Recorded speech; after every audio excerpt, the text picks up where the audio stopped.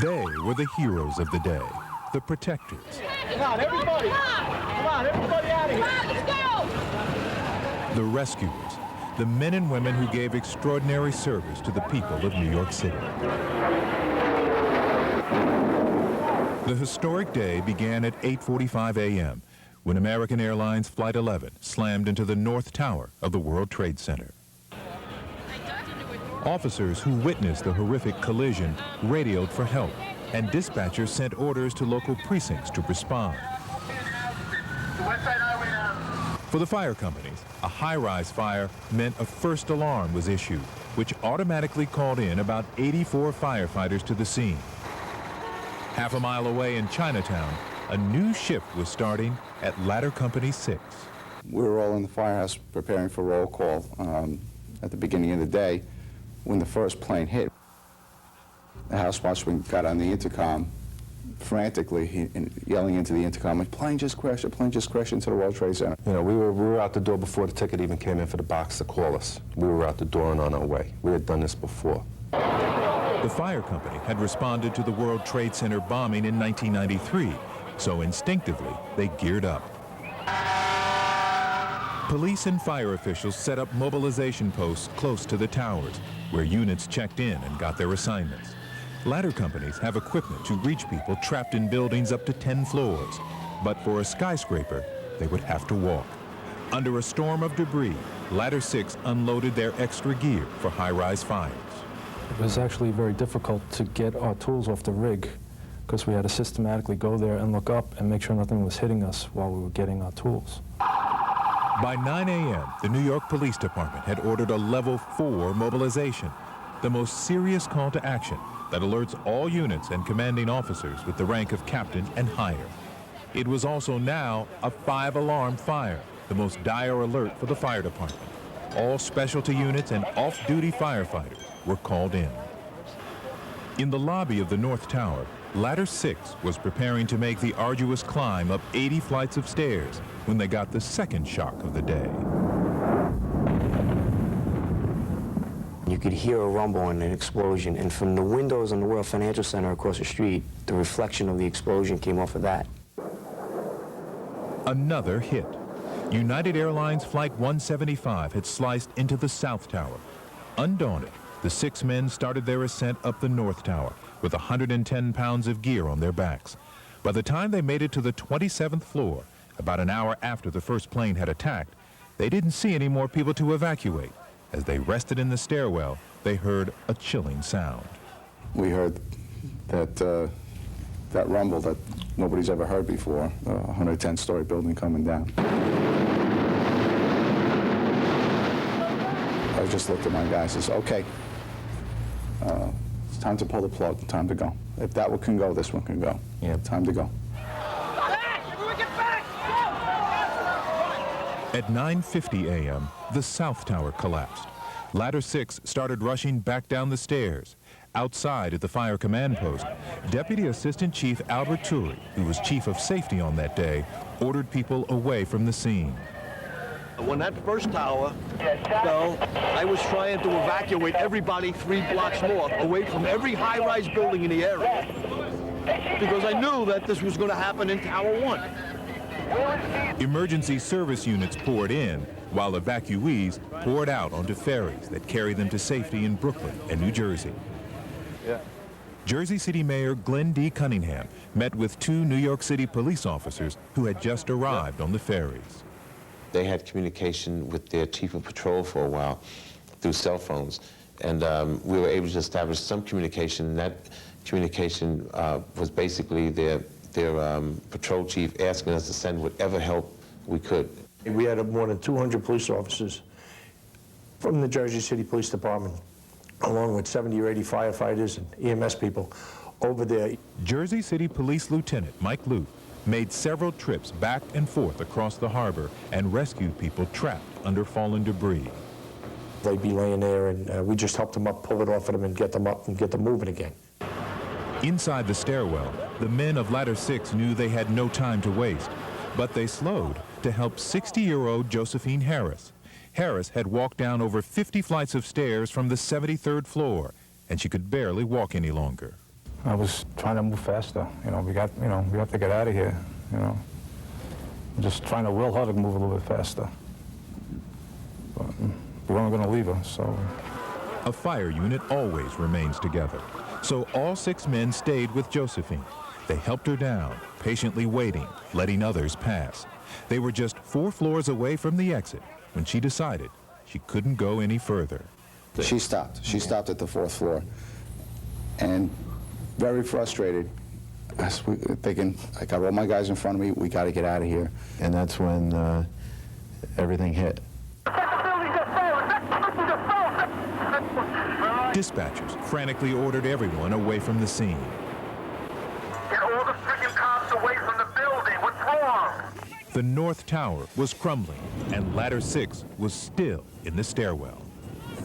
It rumbled, and it was pitch black, and then the next thing I know, I remember the dust starting to clear some, and I'm wondering if I'm, you know, where am I? Am I here? Am I not here? I was guessing. I didn't know at that point. Hundreds of thousands of tons of steel and concrete had fallen, yet left them virtually untouched. They had been knocked around, scattered in the stairwell between the 2nd and 4th floors, a miraculous pocket of safety. The stairway was basically our lifeboat at this time. It was a life raft for us. Outside, Lower Manhattan was being evacuated. And police boats, along with the Coast Guard, were stopping any vessels in New York Harbor to protect the city from any further threats. Both the police and fire departments were regrouping. The command post at this point will be Daisy Street and Park Row south of City Hall. Do you copy? They were tending to injuries, clearing their eyes of the blinding dust, trying to get a handle on what just happened. I spent a year in combat. Never saw anything like this. Asked if all of his people had made it out, Chief Turi already knew the devastating truth.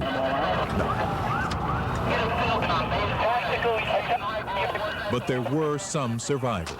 Trapped in a mountain of rubble were the men of Ladder 6 and Josephine.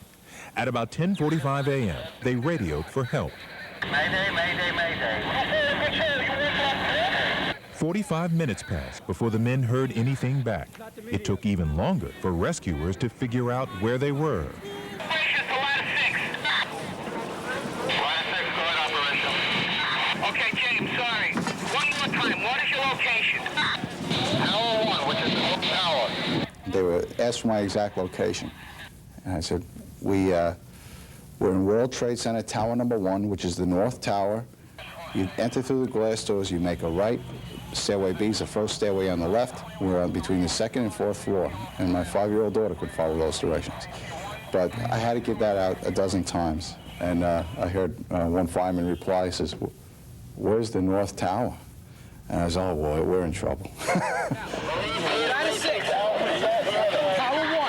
Rescue efforts were underway, but the fire department was left in a logistical nightmare.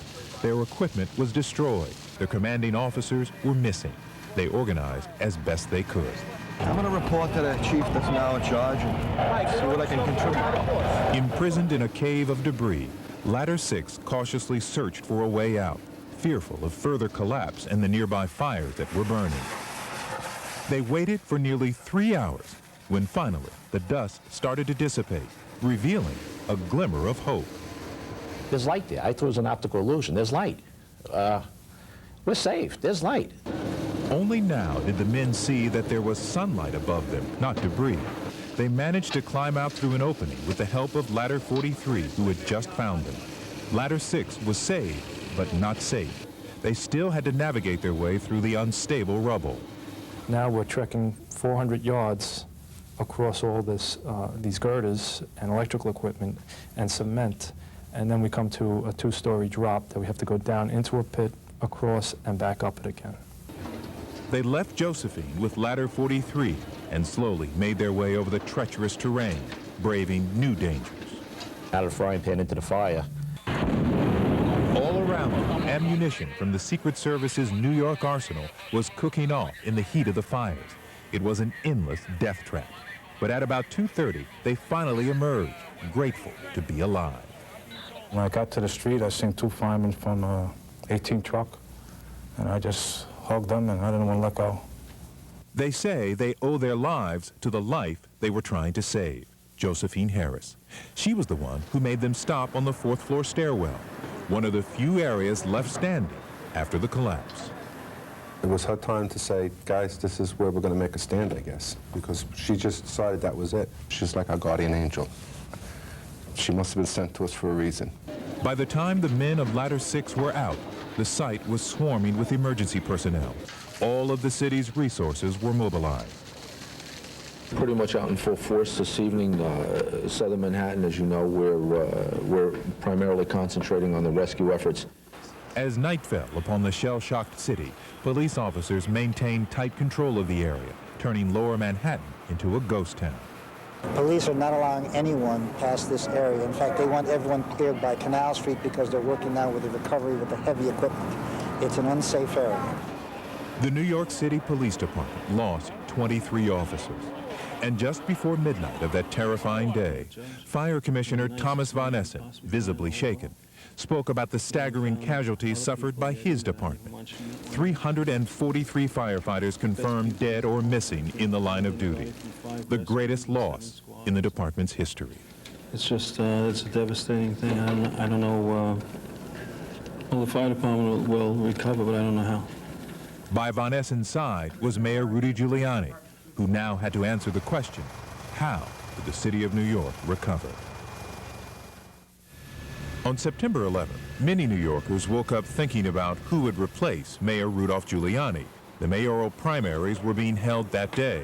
In fact, voting was the next activity for the mayor himself, who was wrapping up a business breakfast at a Midtown hotel, when one of his aides got a call reporting a strange incident. A plane had hit the World Trade Center. And the first report was more in the nature that it was an accident. How could an accident like this happen? How could a plane, any plane, hit the World Trade Center? The mayor got into his car and quickly headed down Fifth Avenue to the site. As we were driving down, I could see the smoke and flames coming out of it, the top. But I still couldn't tell how bad it was. It became more evident as the car passed St. Vincent's Hospital. The mayor spotted an image he knew well from drills. Hospital staff in front of the building, gearing up to receive a vast number of casualties. And then, at 9:04 a.m., the car phone rang. We were notified very quickly that a second plane had hit the other tower, and then we obviously knew it was terrorism. Minutes later, he was standing directly under the colossal buildings. On the ground, hundreds of people were running, gasping for air. Above, a steady stream of glass, papers, airplane parts, and bodies. I saw a man, might have been 2 floors from the top, meaning 102 stories up. I saw him just jump right out the window. He wasn't on fire. He jumped out of the window and he came all the way down. The mayor knew his first, most pressing job was to disseminate accurate information to those trapped inside the buildings. We had to get on television, we had to get on radio, we had to tell them what to do. At this point, although it was a terrorist incident, we're basically following all the steps that we normally follow in a rescue or a fire. In fact, Giuliani's first stop at the scene was the makeshift fire command post, already set up at the foot of the disaster zone. There, he met the fire commissioner and his deputy. I was actually there to ask him, what should I say? What should I tell people? And so the message has to be, get in a stairway and come down. Do not stay there. But how could the mayor reach all those inside? He decided to work out of 75 Barclay, a nearby building, where the police set up their makeshift command post. He headed there. And as I was walking away, about 10 steps away, I saw Father Michael Judge. The chaplain of New York's fire department had been a colleague, friend, and spiritual advisor to Giuliani since he became mayor in 1993. And I said to Father Judge, pray for us. And he said, I always do. I had a smile on his face. He said, I always do. An hour later, Father Judge would be dead, killed as he administered last rites to a firefighter. 9:45 a.m.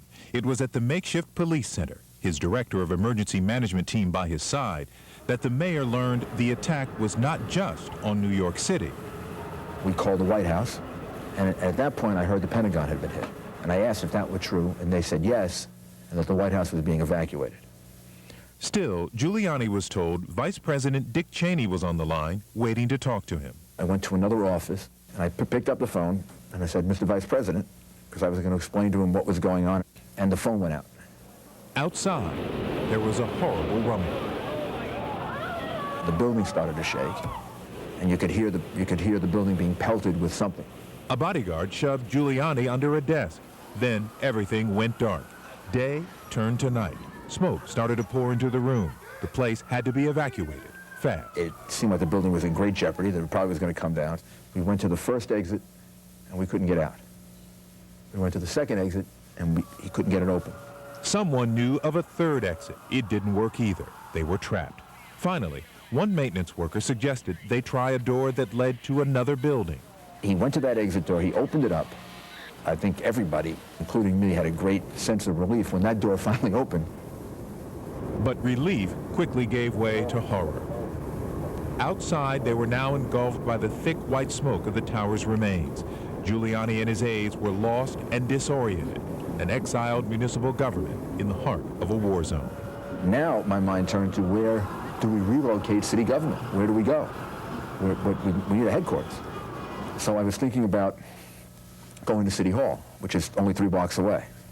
And we started heading in that direction, and I was told that City Hall had been evacuated.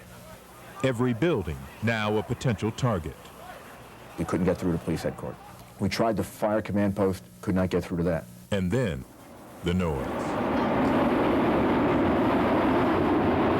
10:30 a.m. Overcome by yet another wave of suffocating debris, a plainclothes detective threw his arm around the mayor and they started running north. It was a few blocks further that they encountered the media. New York 1, NBC. It was Giuliani's first opportunity to do what he set out to do from the first minute of the tragedy: communicate. Everyone in the city should remain calm. The very best thing to do right now would be to remain home. We're doing the best that we can to evacuate southern Manhattan below Canal Street. If you are in southern Manhattan below Canal Street, you should walk north and get out of southern Manhattan. Trying to outpace the cloud of ash, he gave reporters what little information he had. All that we know right now is that 2 airplanes struck the 2 large towers of the World Trade Center. We spoke to the White House. There also apparently was an attack on the Pentagon. We asked that the airspace around the city of New York be sealed by military aircraft. It was about 11 a.m. A bit further north, they decided to work out of a Houston Street firehouse. Still, their troubles were not over. We finally got to the firehouse, and it was locked. So one firefighter was going to break it open, another police officer was going to shoot it open, and finally they picked the lock and got us in. And then we set up a command post there for about 45 minutes, and were able to make contact with the scene. It was the first time the mayor was able to get a real sense of the event, finally talking to his emergency staff, the police, and fire departments. I talked to Governor Pataki. I was able to reach him on the phone. He was at his office in Midtown Manhattan. He had already started to organize the National Guard. They decided to close off the bridges and tunnels to the city. Now New York was sealed from the air and the ground. It was time to talk to the people. At 2:35 p.m., he held the first of what would become a routine in the upcoming days, a televised press conference. The number of casualties will be more than any of us can bear ultimately. And I don't think we want to speculate on the number of casualties. The effort now has to be to save as many people as possible. But behind the scenes, the mayor was learning the grim reality. Thousands dead. Firefighters, policemen, staff, and friends he saw that very morning were killed within minutes of telling him, "God bless you." At 6 p.m., in what would be his second of 4 press briefings that day, he gave an epitaph. I thank God that I'm safe. I feel terrible for the people that we lost, some of whom I talked to just 15 minutes before we lost them. And the city is going to survive. We're going to get through it. I don't think we yet know the pain that we're going to feel when we find out who we lost. But the thing we have to focus on now is getting the city through this. The mayor would call on every city agency to help, including New York's Port Authority. The agency probably knew those towers better than anyone. But with its headquarters in the World Trade Center, could they help? When there's an emergency, you're committed, you stay. Some of the first acts of heroism on September 11th came from the very people who built the World Trade Center. They were the first to feel the impact, the first to react. The Port Authority of New York and New Jersey. The Twin Towers were their headquarters. The safety of its occupants, their responsibility. People were the first priority. They had to be evacuated. The Port Authority, formed in 1921, controls the transportation hubs in New York and New Jersey, including the region's 3 major airports. They also have their own police force with jurisdiction in both states. The Port Authority built the World Trade Center in the late 1960s. Alan Reese was the director of the World Trade Center and had spent 17 years there. His office was on the 88th floor of the North Tower. He was underground in the concourse when the tower was hit. All these people are running on the mall. My first actual thought was someone had a gun. Before anyone knew it was a terrorist attack or the magnitude of the disaster to come, a life-saving decision was made to halt the PATH trains that connect cities in New Jersey to the World Trade Center. The deputy director of our PATH railroad system, who was with me on the mall, ran to the top of the escalators at PATH to make sure no one would head down to PATH, and called PATH, and they stopped all the trains coming into the Trade Center. Anybody that was approaching the Trade Center, they didn't open the doors. They just looped through the Trade Center and headed back out towards Exchange Place in New Jersey, and that prevented the thousands of people on a couple of trains from getting off into harm's way. Inside the tower, Port Authority police with special fire training went to assess the blaze. Inspector Tim Norris was the commanding officer in charge of the World Trade Center. In a case like this, the Port Authority police will be the first responders to the floor to start the evacuation process. Norris had arrived shortly after the first impact and was conferring with fire officials. Just before 9 a.m., they decided to evacuate the South Tower. Within minutes of that decision, the second plane hit the South Tower. By then, the Port Authority and the rest of the nation began to realize this was no accident. This was an attack. New York City needed to be secured. The various managers at our tunnels, like the Holland Tunnel, and our bridges, like the George Washington Bridge, make the decision to secure the facilities, to just shut them down, block the entrances and exits with Port Authority vehicles. Back at the World Trade Center, Norris and the fire department decided to split up. He and Alan Reese were now at the Port Authority police desk at World Trade No. 5, a nearby building in the center's complex. There, Reese fielded desperate calls from within the towers. If you can imagine every line just ringing at the police desk with people calling that they were trapped above the fire, asking what's going on, and we were telling them how to get out. While the fires were raging, Norris estimates 25,000 people were successfully evacuated by the Port Authority's first responders.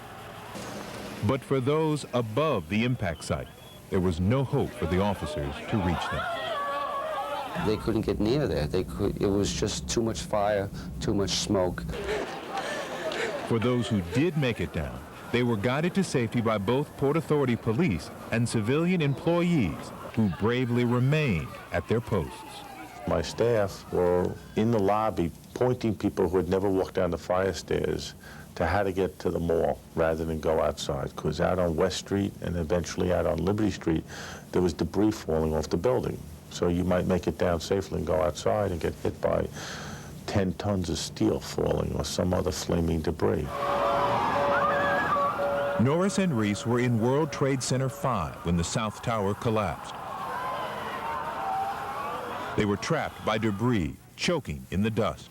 When they finally dug themselves out, they emerged outside the building in a cloud of darkness. There were a lot of people screaming because it was so dark and it was so dusty, they didn't know which way out, and a lot of the walls had fallen. So the Port Authority police, because we had the lights, we directed everybody to come over to the light, and there must have been 30 or 40 people. And basically we had a parade. They followed us. Some cops were in the rear, we were in the front. Norris and his men led the group to safety. Despite the dust and debris, Port Authority officers stayed on the scene, venturing back to help anyone left behind. I got fellow officers that might be trapped.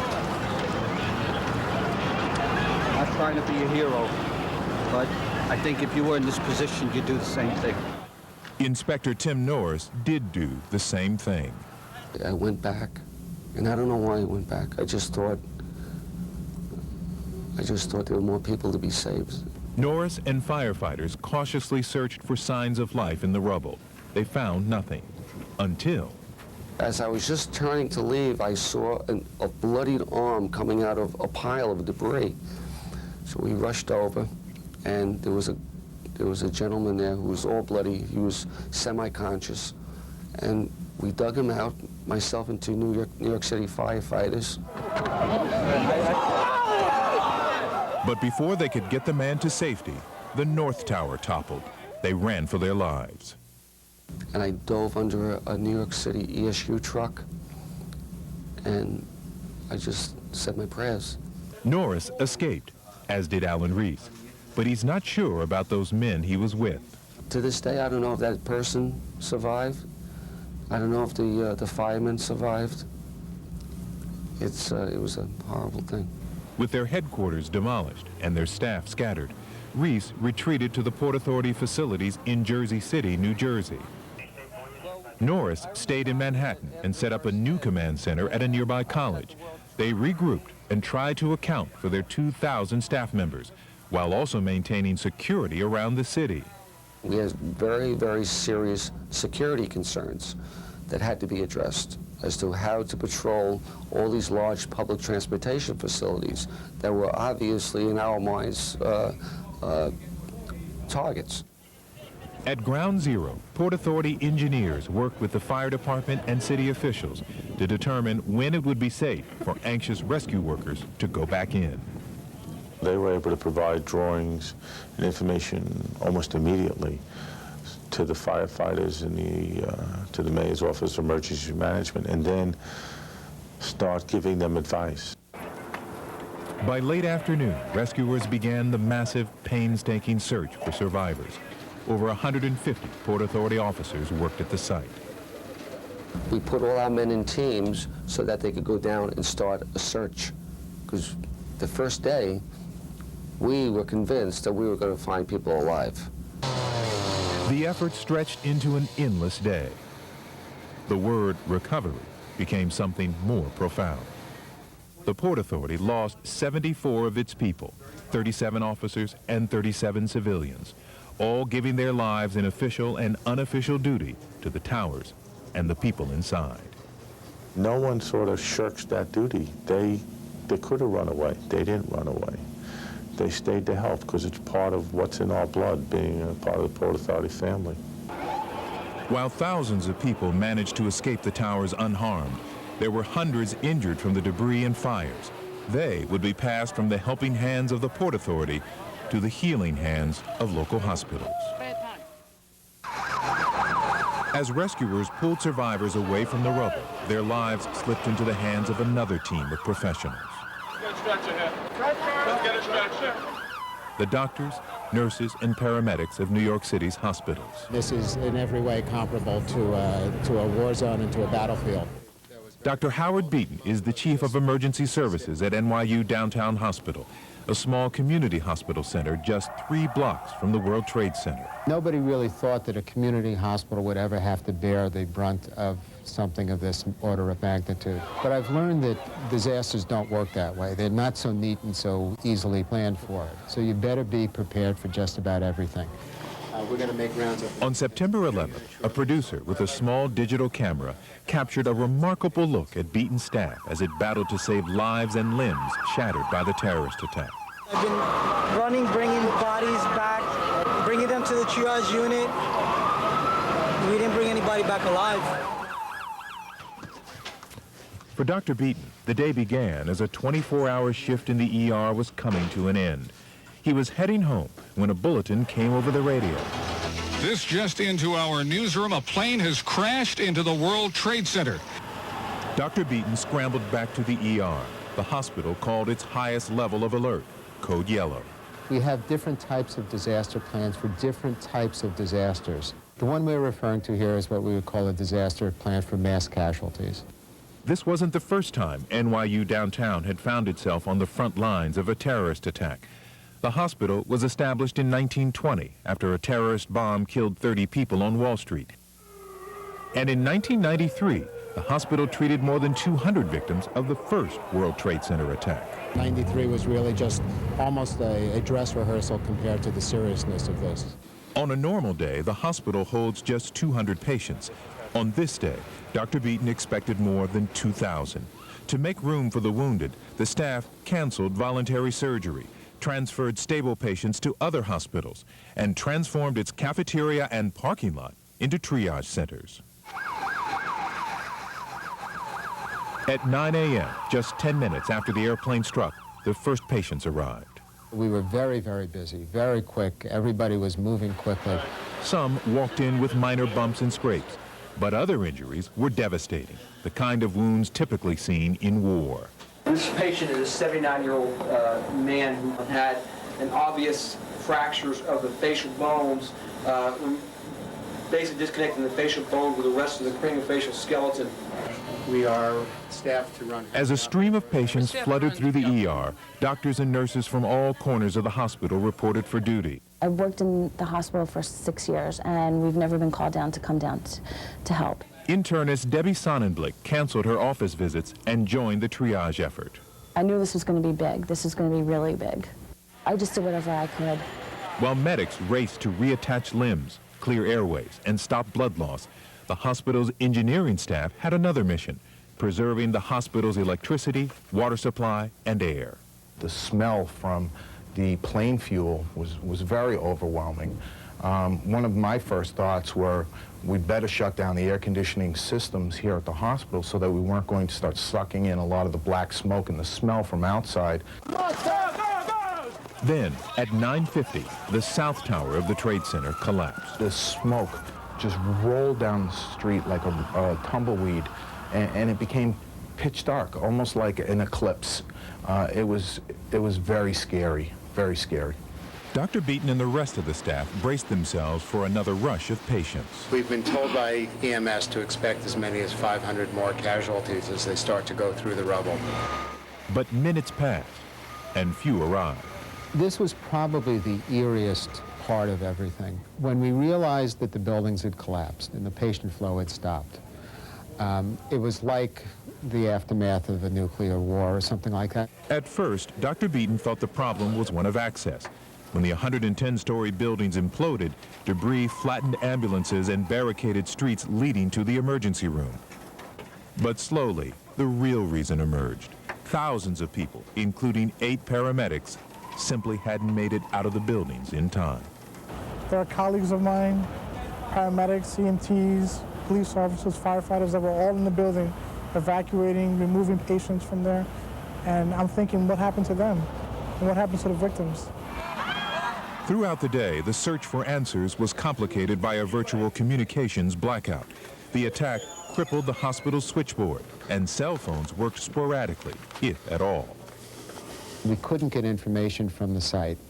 We couldn't really communicate with other institutions, so we had to take it upon ourselves. Amid the losses, the night also brought medical miracles. The most dramatic came in the form of a patient known only as Jane Doe. I have been told that what hit her was the landing gear of the plane. If it had been a few inches further forward, it would have hit her in the head and she would have never made it here.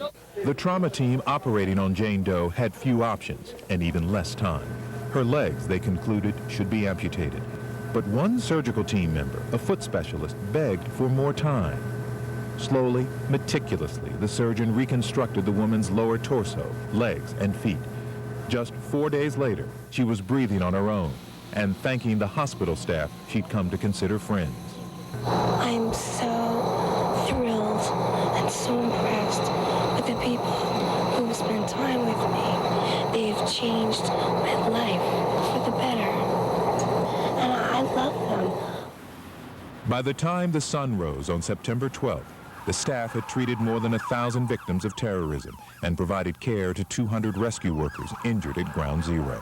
A Herculean effort, but just one small part of what officials had to wrestle with that day. And as each crisis unfolded, one man shouldered the burden of coordinating it all. Since September 11th, one man has played a role in every recovery effort, every evacuation order, every decision to shut down a city street or subway line. What we should do is set up a monitoring point. He is Richard Shearer, the director of New York City's Office of Emergency Management, or OEM. There's no book on a disaster of this magnitude.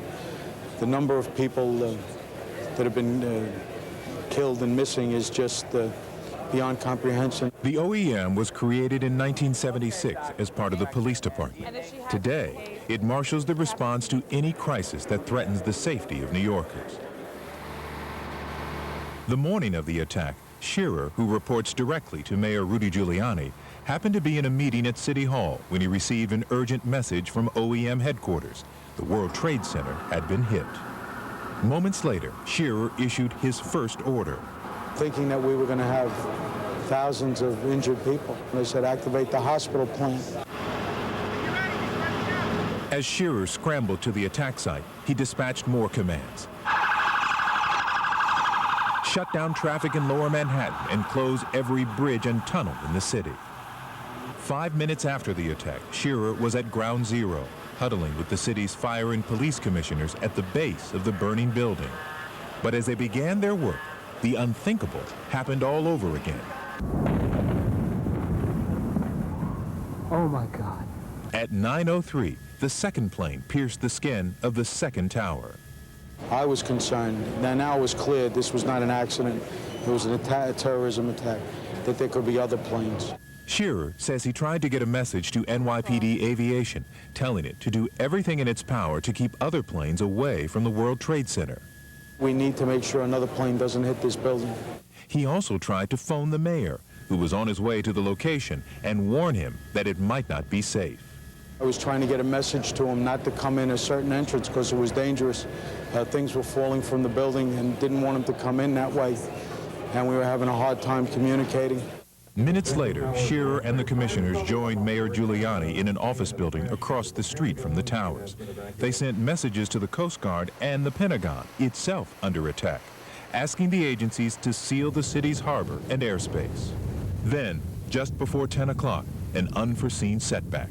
I was talking to my office on the radio. We had good communications, having them make calls, opening up, getting agencies in there. At some point, and really you lose track of time, one of my deputy directors got on the radio and told me we'd just been ordered to evacuate the building.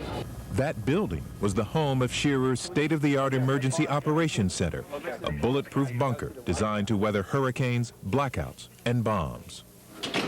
It was a dazzling array of manpower and technology, workspace for 58 government agencies, computers pinpointing every sewer line and subway tunnel, hotlines to the police and fire departments. But on September 11th, there was just one problem. The $13 million facility was located on the 23rd floor of 7 World Trade Center, and Shearer's staff had to evacuate. When we lost the city's emergency operations center, that was the one thing we needed the most, and we didn't have it. And the situation was about to deteriorate dramatically. At 9:50 a.m., Tower 2 collapsed. Shearer needed to respond, but first, he and the mayor had to escape from a building that was in danger of crumbling too. We couldn't get out of the building. The building was being hit by debris. Tried 4 different exits, and fortunately there was a janitor who really knew his way around and got us out of that building. When we got out of that building, we walked out until to a scene that you'd think was a science fiction movie. Then, at 10:29, the other tower came tumbling down. Hundreds of rescue workers, including some close personal friends of Shearer, were inside when the building fell. 343 firefighters. That's a number that's beyond comprehension. 23 New York City police officers, 39, I believe, is Port Authority police officers, 3 court officers, EMTs. Well, this is the worst I've ever seen. People whose only role in life was to save people. For Shearer, there would be no time to grieve. With the World Trade Center gone and their emergency operations center compromised, a new command post had to be found, fast. Shearer, the mayor, and other top officials headed north, away from the road. I say we still go north. We kept going and kept moving. The cloud of dust from the first explosion was starting to dissipate. First, they settled in a firehouse 20 blocks away, but that office was too small. By noon, they had landed at a new location, the police academy. We went to the library. We took the library and made it into an emergency operations center, which is, we had about 30 agencies. Inside, Shearer supervised rescue efforts and communicated with agencies working at Ground Zero. One of the first things we do is check what buildings are habitable, what buildings are in danger of collapse to make sure we have nobody in harm's way. Then, at 5:25, more devastation. 7 World Trade Center, the home of Shearer's prized operations center, collapsed. Somebody comes in and says, "Don't worry about number 7, it's gone." It just had fully collapsed. In the hours and days following the attack, coordinating the search for survivors was Shearer's top priority. And as teams dug through the charred wreckage, he made sure they were equipped with the latest technology. Search robots, radar and laser imagery to help steer the firefighters away from the danger. The teams that are out there working now know exactly where they are in the field, how high it is, where they have to go. Excuse me, guys. Remarkably, 48 hours after the attack, Shearer had a new emergency operations center up and running. Calls? No calls. No calls so far, good. Inside, 500 people huddled around the clock in this converted cruise ship terminal, coordinating every aspect of New York's rescue, recovery, and cleanup. More than 100 agencies worked side by side, sharing information and directing their troops in the field. Have your IDs out, ready for inspection. Police officers, sanitation workers, even webpage designers. All the tools needed to put New York City back together and even get Wall Street up and running just 6 days after the attack. First thing we did was get them the infrastructure they needed, get them electric, telephones, water, get them transportation that they can get their employees in, clean the streets, make sure that they can get in and get out. 3 weeks later, the pace showed little sign of slowing. Thousands of people were still homeless and displaced. Hundreds of businesses still shut down. Yes, they've taken some of our most precious lives, but they have not taken our spirit. The spirit of democracy is stronger than these cowardly terrorists who attacked us. Of course, for many Americans, getting back to normal might mean resenting or envying or just plain hating New York with its swagger and its cockiness. But not after the 11th of September. Not after what the city showed the world it was really made of. Resilience, empathy, bravery, tenderness, and grit. No other city in the world could match it that day. It was enough to get the country singing not only God Bless America, but also New York, New York.